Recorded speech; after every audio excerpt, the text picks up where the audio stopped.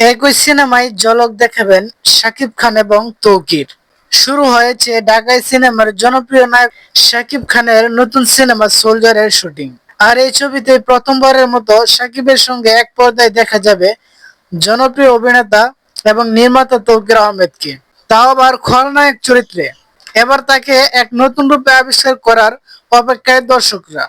দেশপ্রেম এবং অ্যাকশন নির্ভর গল্পে সোলজার পরিচালনা করছেন শাকিব ফাহাদ। শাকিব খানকে নতুনভাবে উপস্থাপন করা হবে সোলজারে, যেখানে তিনি দেশের সাধারণ মানুষের প্রতিনিধি হয়ে উঠবেন, এমনটাই প্রত্যাশা নির্মাতার। অন্যদিকে দীর্ঘ অভিনয় জীবনে নানা চরিত্র অভিনয় করে দর্শকের হৃদয়ে জায়গা করে নিয়েছেন তৌকির আহমেদ। তবে এবার ওই প্রথম সিনেমায় তিনি হাজির হচ্ছেন খলনায়কের চরিত্রে।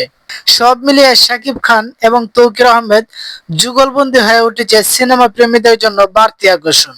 তবে সোলজার কি আসলেই পারবে দর্শকদের প্রত্যাশা ছুঁতে, তা জানারই অপেক্ষায় সিনেমা প্রেমীরা। তো বন্ধুগণ, ভিডিওটি ভালো লাগলে একটা লাইক দিয়ে দিবেন আর আপনার গুরুত্বপূর্ণ মতামত কমেন্টে লিখে যাবেন।